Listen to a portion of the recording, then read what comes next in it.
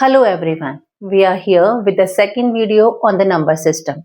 In the first video of the number system, we have already seen that what is number system, what all types of numbers are, like natural number, whole number, integers. All these numbers comes under the category of rational number.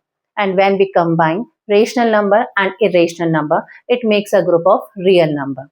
We have already seen that how we can represent these numbers on the number line also, and how we can convert rational number in terms of decimal, what will be the decimal representation. All these we have learned in the previous video, on the first video of your number system. Now here in the second video of the number system, we will be learning the operations of real numbers and some identities. Now let's see the operations on real numbers. We already know that real number is a combination of your rational number and irrational number. In our previous classes, we have learned all the closure property, commutative property, associative property, distributive property for natural numbers, for whole numbers, and for integers. Here we'll be learning all these properties for your rational numbers and irrational number. Now start with the closure property. Now what closure property says that if there are two numbers A and B, here we are taking for the rational number first. So if A and B are two rational number, if we are going to add these two rational number, then the sum will even be a rational number. Similarly, if we are going to see it for the subtraction, then if A and B are any two rational number, and if we are going to subtract these two rational number, the difference will even be a rational number. For multiplication, we can say that if A and B are any two rational number, and if we are going to multiply these two, then the product will even be a rational number. For division, if A and B are any two rational number, and if we are going to divide it, then also the division result will even be a rational number. But here in the case of division, your divisor should not be equivalent to 0. That means for non-zero numbers, it is following the property, but not for 0. So this is your closure property for your rational number. Now if we say for irrational numbers, so whether irrational numbers are even following this property, so just check it out. If I am saying the one of the number A is your root 3 and another number is even root 3, if I am going to add these two, the sum will be your 2 times of root 3. But if A is root 3 and B is your minus of root 3, and if we are going to add, one of the number is root 3, another number is minus of root 3, if we will add these two, your result will be your 0, which is a rational number. That simply means irrational numbers are not following the closure property for addition, because when we are adding two irrational number, always your sum is not equivalent to your irrational number. Sometimes it is coming equivalent to irrational number, like this is the first case where sum of two irrational number was coming equivalent to a irrational number. But here in the second case, if one of the number is root 3, another number is minus of root 3, if we are going to add these two, your result is not a irrational number. It is coming equivalent to 0, which is a rational number. So irrational numbers are not following the closure property for addition. Similarly, if we are going to check for subtraction, so again if we are going to take one of the number as root 3, another number even as root 3, if we are going to subtract it, this is one of the number, another number is even the same, if we are going to subtract these two, your result will be 0. That simply means irrational numbers are not closed for the subtraction also. Similarly, we will check if we will take the same numbers, root 3 and root 3 only, if we are going to multiply these two, then your result is coming equivalent to your 3. That simply means it is not following the property for your multiplication also, and similarly it is not following the property for the division also. That simply means we can say that rational numbers are following the property. They are closed for the addition, for subtraction, for multiplication, and for non-zero numbers for division also. But irrational numbers are not following these properties. This is your first property, that is closure property. Now coming to your commutative property. Commutative property says that if we are going to change the order, then result is same. That means if A and B, first of all we are checking for the rational numbers. If A and B are your rational numbers, then if we are going to change the order, then also their sum will be equivalent. That means they are commutative for addition. Their rational numbers are commutative for addition. That means if we are going to change the order, then also their result will be same. Like if I'm going to say an example, say 2 plus 3, it is equivalent to 3 plus 2. 2 plus 3 is even 5 and 3 plus 2 is even 5. That means if we will change the order, then also your result will be same. That simply means rational numbers are commutative for addition. Similarly, it is commutative for multiplication also. That simply means A multiplied by B will be your B multiplied by A. If I will say 2 multiplied by 3 will be equivalent to your 3 multiplied by 2. That means rational numbers are commutative for multiplication also. But for subtraction, it is not going to be follow the root property, and for division also it is not going to follow the property. We can check it out. If the numbers I am taking the same numbers 2 and 3 only, if I will subtract, so 2 minus 3 is not equivalent to your 3 minus 2, because 2 minus 3 is your minus 1 and 3 minus 2 is your plus 1. That simply means rational numbers are not commutative for your subtraction. Similarly, they are not commutative for the division also. They are not following the property for division even. Only they are commutative for addition and for multiplication. Similarly, if we are going to check it for the irrational number, for irrational number also we can say that they are following the property for addition and for multiplication. Just check it out. Say I am taking the number as root 3 and root 3 and root 5. Say root 3, one of the number I have taken, another number I have taken as root 5. If I am going to change the order, it will be root 5 plus root 3 and both of them are your equal. That means irrational number is even following the property of commutative property for your addition. Similarly, if I will take this for multiplication, so root 3 multiplied by root 5, it is equivalent to root 5 multiplied by your root 3. Both are equal. That simply means irrational numbers are even following the property of commutative property. They are even following for addition also and for multiplication also. For subtraction and for division, they are not following these properties. Now the next property is your associative property. Associative property says that if there are three numbers, say A, B and C, if A, B and C, three numbers are there, and if we are going to change the grouping, then also their result is same. In the case of rational number, here A, B and C are your rational number, and if we are going to change the order, their result will be same.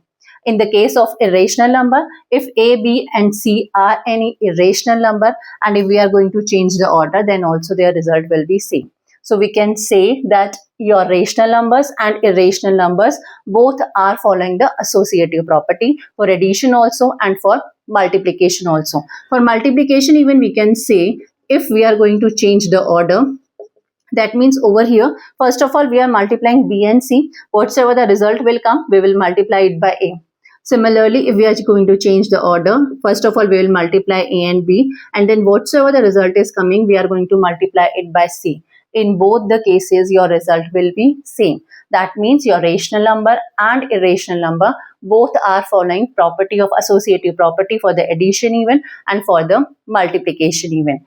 Over here, we can check it out. If suppose I am saying the value of A, B and C is 2, 3 and 4. So if I am saying 2 plus 3 plus 4, it is equivalent to your 2 plus 3 plus 4. What we have to do over here is, first of all, we have to add 3 and 4. That will be your 7. Result will be your 9. Here in this case, first of all, we will be adding 2 plus 3, that is your 5, plus 4, that is your 9. In both the cases, your result is same. If we have changed the group, then also our result is same.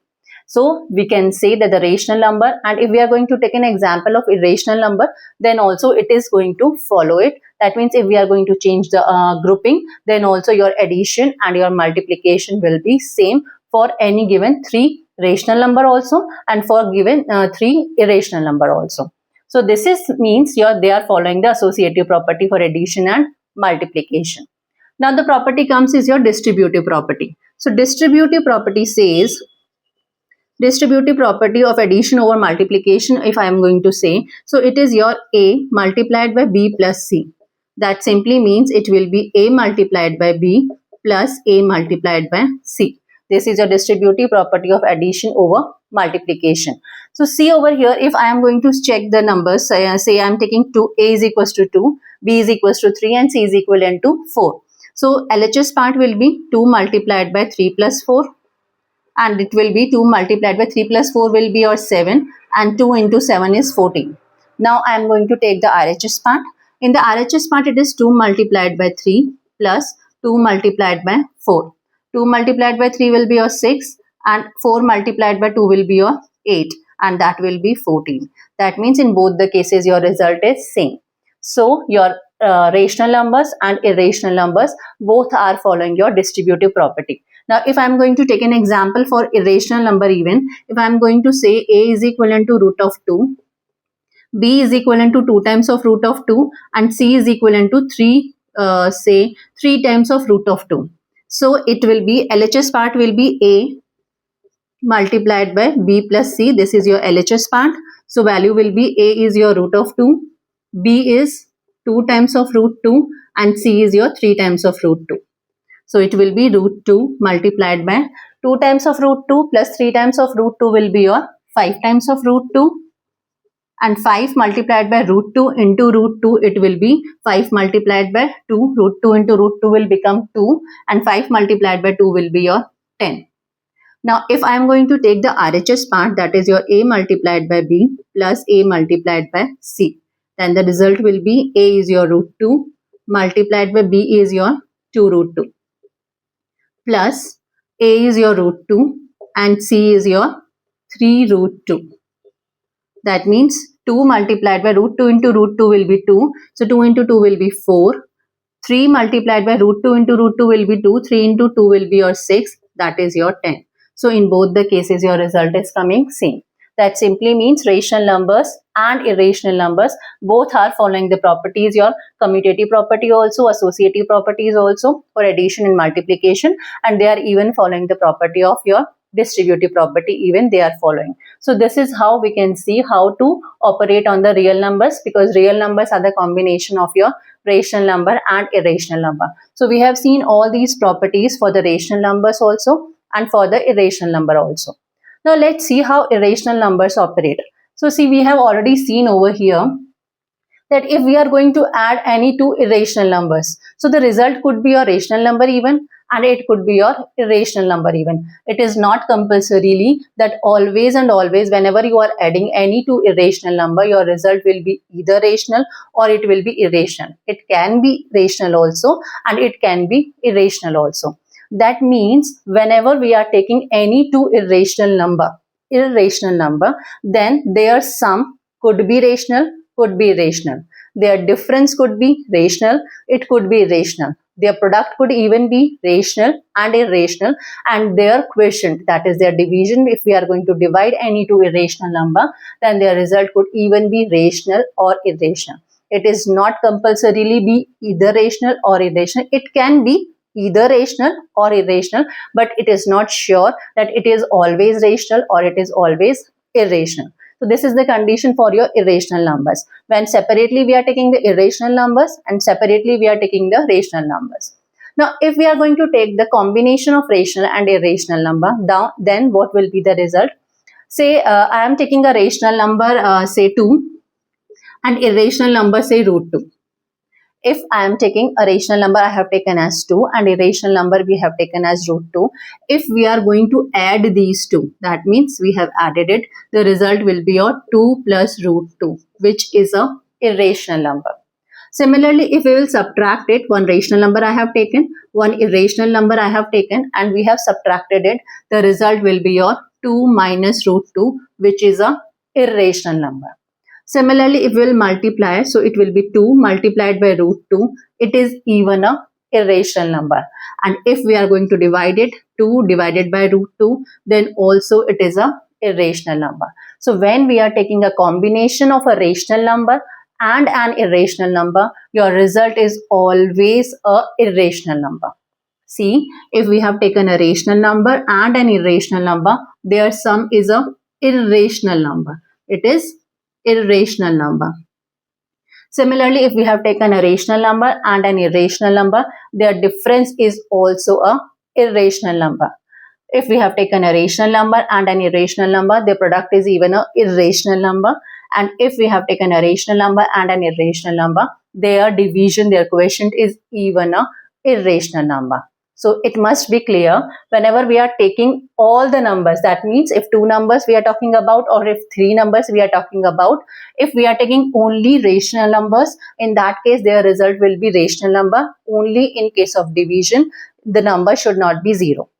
And if we are talking about only irrational number, so it is not predictable that it will be rational or irrational. It could be rational also, it could be irrational also. And when we are taking combination of a rational number and an irrational number, their sum will be irrational, their difference will be irrational, their product will be irrational, and their division will also be irrational. Hope it is clear till now. Till now we have seen how to represent rational numbers on the number line. We have also seen how to represent root 2 and root 3, all these numbers on the number line. Now let's see how to represent, say any decimal number is there which is an irrational number, how to represent that on the number line. Say I am taking an example of root of 6.5 we have to represent on the number line. So how we will be representing it? So for that what we need to do is, first of all we will be drawing a number line like this. In the center we have taken 0. Now, whatsoever the number is, over here it is your 6.5. So what we will be doing is, from minus of 6.5, here in the left hand side it will be your negative numbers, in the right hand side it will be your positive numbers. So from 0, this is 0, that is represented by O even, suppose. Now from here, this is 6.5, we will be starting with your minus of 6.5. From minus of 6.5 we will be starting, and from this, suppose this point is your point A. This point is point A, this point is O. Now from A to O, the distance is your 6.5 only. This distance is 6.5.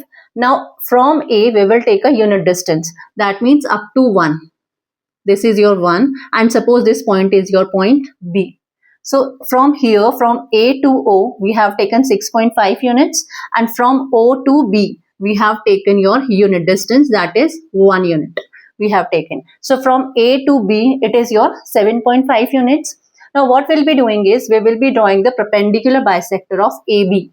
Perpendicular bisector of AB we will be drawing. So from here, we will be taking an arc of more than half distance. That means it is 7.5, more than half of it we will be taking, and from here we will make an arc over here on the upside, and one arc from the same, with the same radius, we will be drawing here. Similarly, with the same radius, from the point B, we will be drawing an arc over here and over here also, which will intersect the previous arcs. That will be your perpendicular bisector. Suppose this is your perpendicular bisector. This is the perpendicular bisector which is bisecting your AB at, suppose this is the point, say C. This is the point C. So C is the midpoint of your A and B, and it is also perpendicular. So its angle is even 90 degree, and it is the midpoint of your A and B. Now what we'll be doing is, we will be taking C as the center, and either AC as the radius or CB as the radius, because AC is equivalent to CB. C is the midpoint of A and B. So with C as the center and either CA as the radius or CB as the radius, we will draw a semicircle. Like this, we will draw a semicircle. This semicircle we have drawn. This semicircle we have drawn. Now what we will be doing is, from the point O, suppose this is your point O, we will be drawing a perpendicular. We will be drawing a perpendicular which will intersect your semicircle. Suppose this is the point D. OD. From here, point O, we have drawn a perpendicular which is going to intersect your semicircle at point D. This is your 90 degree, right? This OD is the distance, that is your root of 6.5. This OD is your 6.5. Now this O is your origin, that is 0 also. We have taken this as 0. Now from O as the center and OD as the radius, we have taken O as the center and OD as the radius. We will draw an arc which is going to intersect your number line, suppose at point your E. Then we can say OD is equivalent to OE, and this is your root of 6.5. This is how we can plot any of the given irrational number. Like root of 6.5 was there. So what we had done is, initially we have taken a number line. 0 we have taken, we have named it as O, from negative 6.5 because the number was 6.5. So from negative 6.5 to O, this distance will be your 6.5. Now from O we have taken a unit distance. Suppose this point is your B. Now from A to B your distance will be 6.5 plus 1, that is your 7.5. Now what we have done is we have drawn the perpendicular bisector of AB. Perpendicular bisector of AB. Suppose this is the perpendicular bisector of AB which is intersecting the line, number line at point C. Now C as the center and AC as the radius, we have drawn a semicircle. We have drawn this semicircle. The starting point is your C we have taken as the center, and AC or CB, whatsoever you want to take, you can take it as radius, and we have drawn a semicircle. Now from the origin, that O point, we have drawn a perpendicular which is intersecting the semicircle at point D. This OD will be your root of 6.5. That is what is required. This distance will be your root of 6.5. Now, because this is the root of 6.5, so what we have to do is from here O as the center and OD as the radius, we will draw an arc which is going to intersect the number line at point E. This OE will be your root of 6.5. That means this E point represents root of 6.5. This is how we can plot it. Now, if we want to verify it, how we can verify it? Say, suppose this is your X, any number it could be. Here we had taken X is equals to 6.5. Suppose this is your X. Now what X is from here to here, from O to A, OA distance, this is your X, and from A to B, O to B, it is your 1. That means from A to B, it is your X plus 1, right? Because we had taken A to O, it is your X distance, and O to B, it is your 1 unit. So from A to B, it will be X plus 1. This distance will be your X plus 1. Now C is the midpoint of your AB. That means AC will be your X plus 1 by 2. This distance will be X plus 1 by 2, and this distance will even be your X plus 1 by 2. Because C is the midpoint of AB. So AB was X plus 1. So AC will be your X plus 1 by 2. Now O to A was X. O to A was your X, and A to C is your X plus 1 by 2. So what the distance OC will be? OC will be AO minus your AC will be your OC. If from OA we will subtract this AC, we will be getting the value of OC. So OC will be OA minus AC, that is OA is X and AC is your X plus 1 by 2. If we will solve it further, 2 will be the LCM. It will be 2x minus of x minus of 1, that is x minus 1 by 2. That simply means OC is your x minus 1 by 2.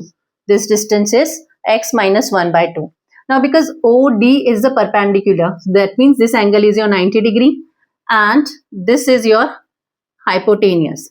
This OCD is a right angle triangle. Over here we have just now calculated the value of OC, that is your x minus 1 by 2. This OC is x minus 1 by 2, and this CD is the radius of this semicircle, and radius is your AC, that is your x plus 1 by 2. This CD is the radius and it is equivalent to your AC. That means CD is your x plus 1 by 2. Now OCD is a right angle triangle. We know the two sides of this right angle triangle. We can find the third side by the Pythagoras theorem. So CD is the hypotenuse. So CD square, it is equivalent to OD square plus OC square. We know the value of CD as it is your x plus 1 by 2 whole square. We have to find the value of OD, and OC is your x minus 1 by 2 whole square. Now if we will solve it further, we can find the value of OD. Just solve it out. It is a plus b whole square. So that will be a square plus b square plus 2ab over 2 square will be your 4 it is equivalent to, I can take this over here in the LHS part and will become your negative. So negative sign I have taken and I am solving this part now. It is your a square minus 2ab plus b square over 2 square will be 4. It is the value of your OD square. Now if I will solve it further, 4 will be the LCM. Numerator will be x square plus 1 plus 2x minus of x square plus of 2x minus of 1. It is equivalent to your OD square. Now x square minus x square is going to cancel, plus 1 minus 1 is going to cancel, 2x plus 2x will be 4x upon 4. It is the value of OD square, or we can say OD square is your x and OD will be your root of x. And that was the thing which we have taken. And over here we had taken x is equivalent to 6.5. That's the reason we had said this OD is your root of 6.5. This is how we can verify it even, and this is how we can plot, we can represent any number, any irrational number on the number line. Now let's understand some identities. Root of a multiplied by root of b. If it is like this, then we can write it as root of ab. That means we will be multiplying these two numbers and the product will be writing under the square root sign. That means we can take an example of this. If it is your root 2 multiplied by root 3, then we can write it as root of 2 multiplied by 3, that is 6. That means this could be written as root of 6 also. Similarly, if it is root of a upon b, then we can write it as root of a upon root of b. It could even be written as root of a over root of b. Now take an example. Suppose it is your say root of 9 over 4.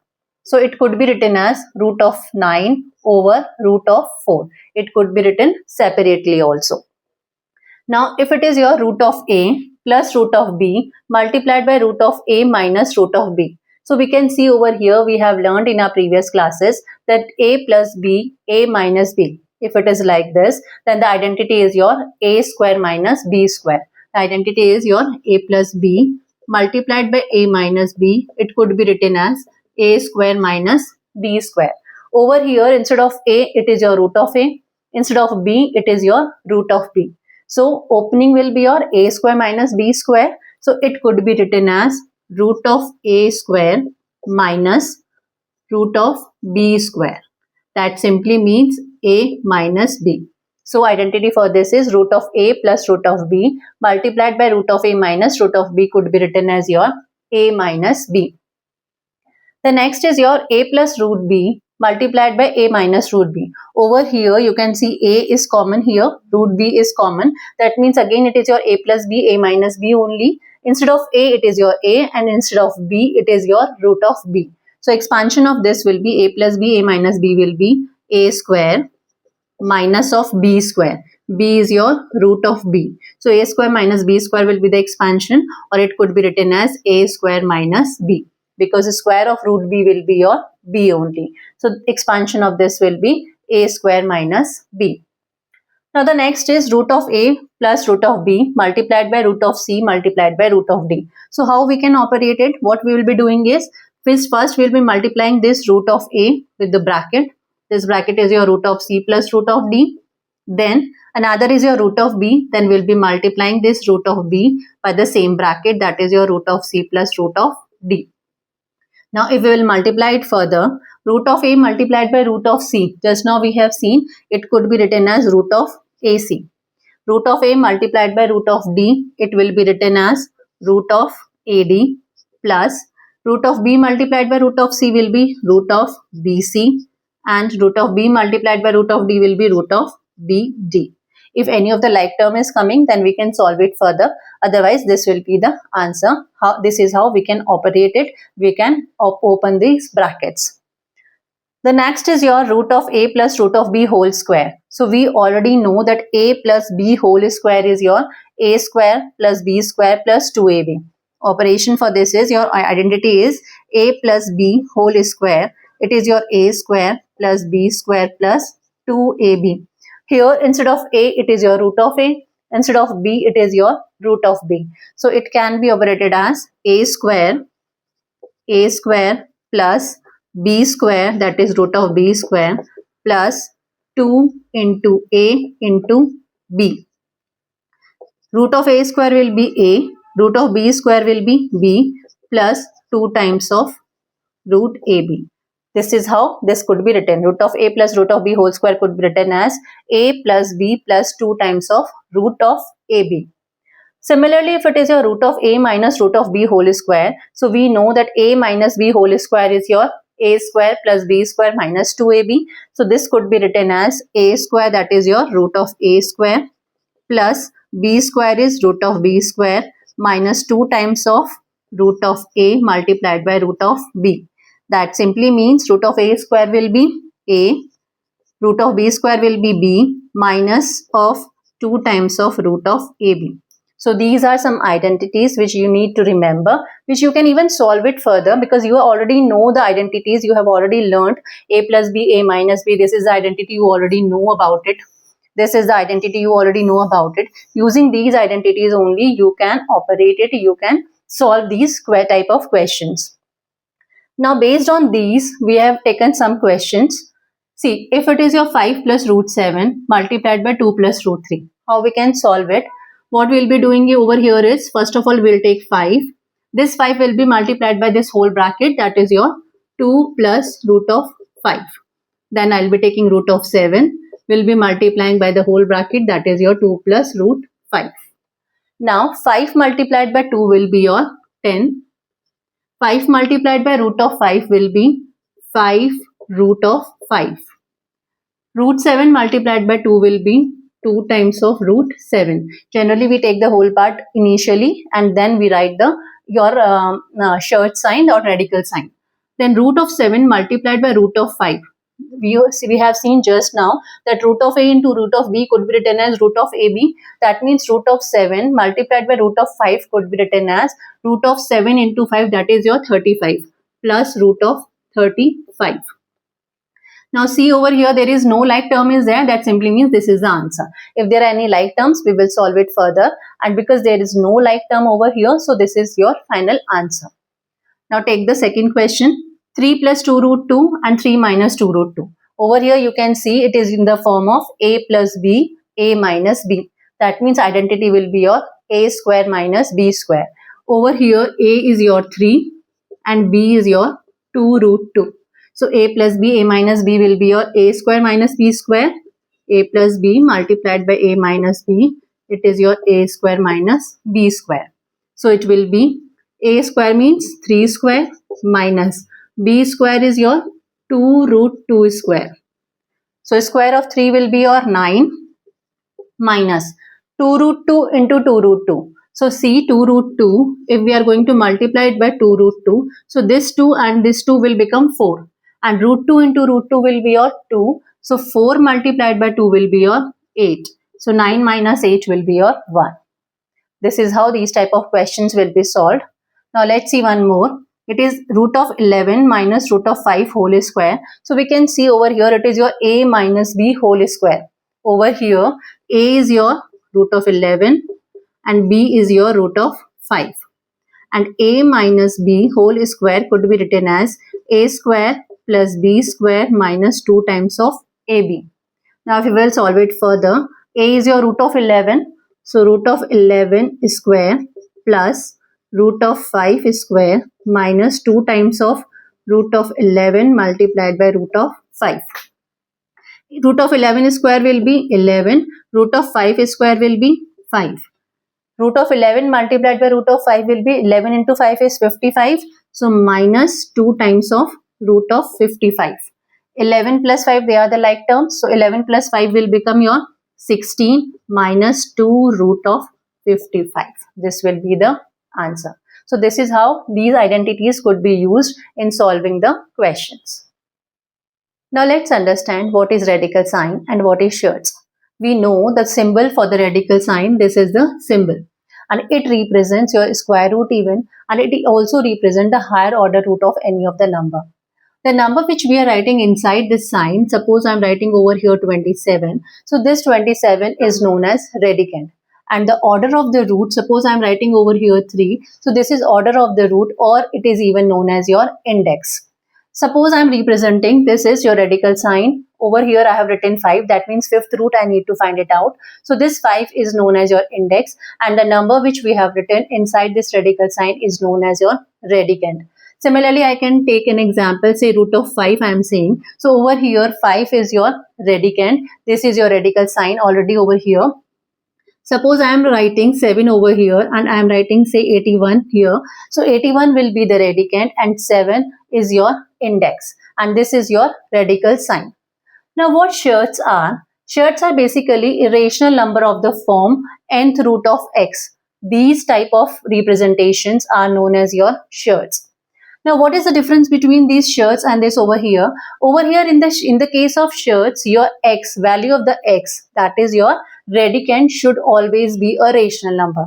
The value of x should be a rational number. It can be 3, it can be 27, it can be your 25, whatsoever the number, but the value of x cannot be say 2 plus root 3, because 2 plus root 3 is not a rational number. This is first of the condition. And second condition, it should not be possible to solve this value, means nth root of x should not be solved properly exactly. The value should not be possible. If it is possible, then it is not called your surds, because if it is possible, in that case it will not be a irrational number, it will become a irrational number. Now suppose I am saying this question only, cube root of 27. So we know that the cube root of 27 is your 3. That means we can find its value, and 3 is a rational number. So it is not a surd, although this is a surd because we cannot find its value exactly. Similarly, it is even a surd because we cannot find its value exactly. So if it is notation, if the rational number of the form we are taking nth root of x, then it is called a surd, where the value of x, that means radicand, should always be a rational number. It cannot be a rational number. Similarly, one more condition is that it should not be possible to solve this value exactly. It should come a irrational number only. It cannot be a rational number. That means the nth root of x should not be solved exactly. Like if I am going to take another example, say I am saying, say I am taking this only, fifth root of 32. So we know that the fifth root of 32, if I are going to solve it, the value will be 2. So it is coming a rational number. So it is not a surd. It is not an example of a surd. The example of surd could be your say fifth root of 36. It is an example of a surd. So it must be clear that two conditions are there, that the value of x, that means radicand, should be your rational number only, and it should not be possible to find the nth root of x exactly. It should not be possible. If this is the condition, then these are known as your surds. Now see, if it is given to us that nth root of a is equivalent to b, nth root of a, we have to find the nth root of a, and it is equivalent to b. Over here, a is any real number. That means radicand is any real number, and the value of this real number is any number which is greater than 0. And n, the nth root we are talking about, that means order of the surd, it is your positive integer. The order of this square root sign or the radical sign, it is your positive integer. If this is the condition, then what we'll be doing is, we will be taking nth, we will be not squaring it, because it is nth root. So it simply means a raised to the power 1 upon n. The value of this nth root of a means a raised to the power 1 upon n. It is equivalent to b. Now if we will take the n times multiplying it, the power, I am going to multiply it by n. So we have to do in both the sides. I am to do this in the right hand side also. So over here we know a raised to the power n multiplied by m, it will be your a raised to the power n multiplied by m. So these two powers are going to be multiplied, and it will become a raised to the power 1 upon n multiplied by n. It is equivalent to b raised to the power n. And n both are going to cancel, or we can say a will be your b raised to the power n. This is how we can solve it. If nth root of any number is equivalent to some other number, then value of a will be b raised to the power n. Like if I am going to say 2 square root of 2 is equivalent to say I am saying b. Square root of 2 is b. That means what is the value of this square root of 2 means? It is your 2 raised to the power 1 upon 2.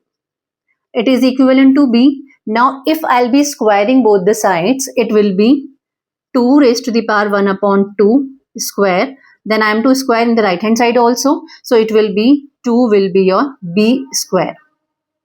Similarly, one more example I can take. If I am taking cube root of say 5.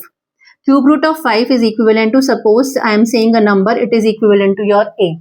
In that case, if I will cube both the sides, what the value of this is? This simply means 5 raised to the power 1 upon 3. Nth root n is over here, it is 3. That means 5 raised to the power 1 upon 3, it is equivalent to, suppose a. If I'll cube both the sides, then it will become 5 raised to the power 1 upon 3 whole raised to the power 3. It is equivalent to a cube. Now 3 and 1 upon 3 both are going to cancel. So 5 will be a cube. So this is how we can solve all these type of questions. If nth root of any number is equivalent to any other number, in that case value of a, this radicand will be b raised to the power n, where n is your nth root, order of the root. This is how it should be solved. You must be clear, it must be clear to you that what is radical sign, what is the difference, what is shared basically, what is the difference between a normal root or what is shared. Its value should be a rational number only. Now let's see what is rationalization. If there is an expression in which in the denominator there is radical sign, then we can convert it into an equivalent expression in which there is no radical sign in the denominator. The process of converting it is known as your rationalization. That simply means the process by which radicals in the denominator of an algebraic fraction are eliminated. In the denominator, if there is any radical sign, we can multiply and divide it by any of the term by which it can be removed. The radical sign in the denominator can be eliminated. This process is known as rationalization. And the term by which we are multiplying and dividing it to convert it into a rational term, that is known as your rationalizing factor. Now see, if a and b are any positive integers, a and b we have taken as any positive integers, then if there is a term like rationalizing factor for 1 upon root a, if there is any fraction given like this, over here in the denominator root of a is there, where a is any positive integer, then the rationalizing factor will be root of a. That means if we will multiply this by root a and divide it by root a, it will convert into a rational number. Similarly, if it is your term is like 1 upon a plus root b or a minus root b, then in such cases rationalizing factor will be, if plus sign is there, we will multiply it by minus sign. If minus sign is there, we will multiply it by plus sign. A plus root b will multiply it by a minus root b for converting into a rational number, and if it is a minus root b, then we will multiply it by a plus root b for converting it into a rational number. Similarly, if it is of the term is like 1 upon root of a plus root of b, then we will multiply this by root of a minus of root of b. Similarly, we will be dividing it even by the same number, means equivalent fractions we are converting it into, and in such cases your denominator should not have your radical sign. So if plus sign is there in between, so we will be multiplying it by negative sign. If it is your negative sign is there, then we will be multiplying and dividing by your positive sign. So opposite sign we will be taking, we will be multiplying and dividing by the opposite sign, whatsoever the sign is there in between, we will be multiplying and dividing it by the opposite sign. Now let's see how it works. Suppose your number is your 3 upon root 2. Over here we can see that in the denominator root 2 is there, radical sign is there. So what we will be doing is, we will be multiplying it by root 2 and divided by root 2. If we will multiply and divide it by root 2, 3 multiplied by root 2 will become 3 root 2. And root 2 into root 2 will become your 2. Now we can see over here that in the denominator there is no radical sign. So we have rationalized it. And for that what we have done is, we have multiplied and divided it by root 2. So root 2 is your rationalizing factor over here. Now if the question is like 1 upon 3 plus root 2. Now if positive sign is there in between, so we will multiply and divide it by 3 minus root 2. Opposite sign will be taking. So the rationalizing factor over here is your 3 minus root 2. The term by which we are multiplying and dividing it to convert into a rational number, that term is known as your rationalizing factor. So if positive sign is there, we will take it as negative sign. Now 1 multiplied by 3 minus root 2 will be your 3 minus root 2. In the denominator, it is your a plus b multiplied by a minus b. So identity we will be using a plus b multiplied by a minus b could be written as your a square minus b square. So it will be a square means 3 square. So square of 3 will be 9 minus b square is root 2 square. Root 2 square will be 2. So it could be written as 3 minus root 2 over 9 minus 2 will be 7. So we can see over here in the denominator, the radical sign has removed. It has been removed from the your denominator. So that's the reason your 3 minus root 2 is your rationalizing factor. And this is how we can rationalize it. Now see over here, if this is the case, 1 over root 3 minus root 2. Now negative sign is there in between. So we will multiply and divide it by positive sign. So we will take root 3 plus root 2 divided by root 3 plus root 2. Because if we are going to multiply and divide any term by any number, means if we are going to multiply and divide this number by root 3 plus root 2, then there won't be any change. The value will be same. It will be an equivalent expression only, because if we are going to cut it, it will be 1 only. So if we will multiply 1 by root 3 plus root 2, it will become your root 3 plus root 2 only. And in the denominator, it is your a minus b, a plus b. That is your same identity we'll be using. We can write it as a square minus b square. Instead of a over here, it is your root of 3. Instead of b over here, it is your root of 2. So root of 3 square will be your a square minus b square. A plus b, a minus b could be written as a square minus b square. So it will be root 3 plus root 2 over root 3 square will be 3. Root 2 square will be 2. That simply means 3 minus 2 will be 1. So it can be written as root 3 plus root 2. So this is how we can remove the radical sign from the denominator. And this process of removing radical sign from the denominator is known as your rationalization.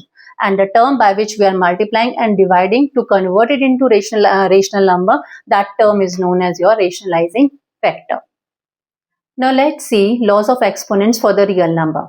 Here we are assuming that a and b both are greater than 0 and they are real numbers, and n and m both are your rational numbers. Our assumption is that a is greater than 0, along with that b is even greater than 0 and they are real numbers, and m and n both are your rational numbers. The same laws of exponents which we had studied earlier, these are exactly the same.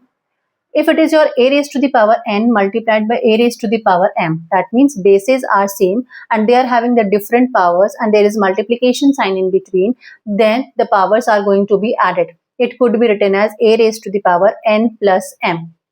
Similarly, if it is a raised to the power n over a raised to the power m, that means division sign is there in between and the bases are same, then the powers are going to be subtracted.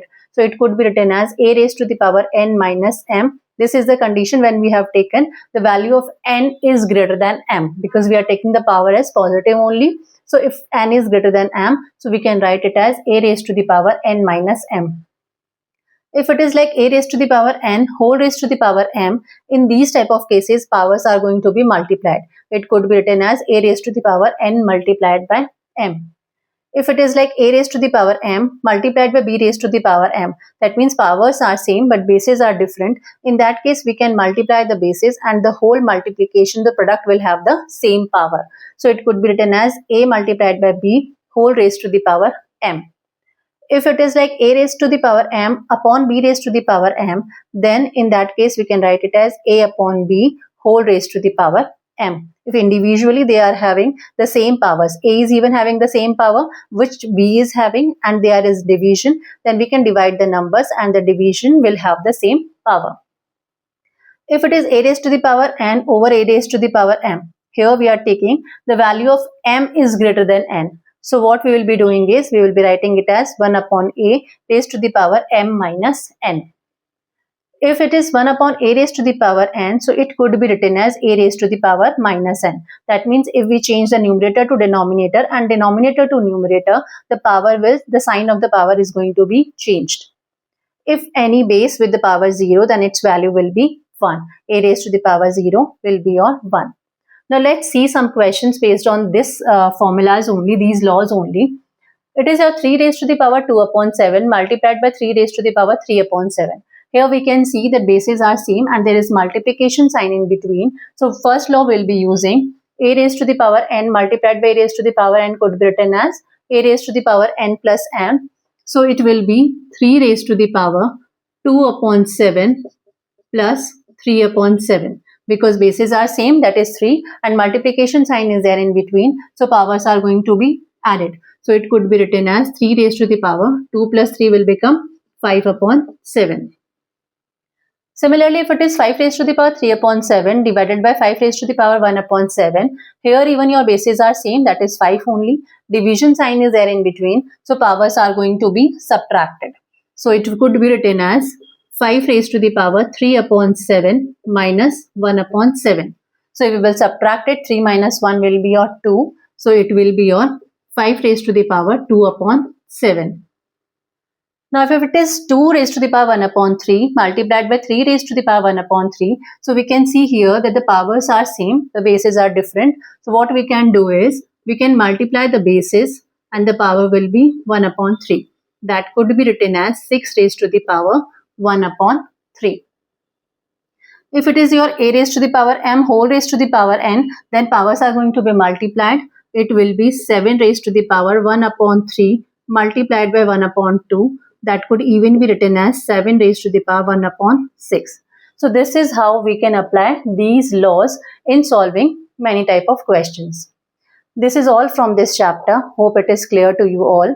So we will be coming with the more videos for other chapters of also, and your practice questions also. That means important questions from the exercise from all the chapters. Till then, thank you.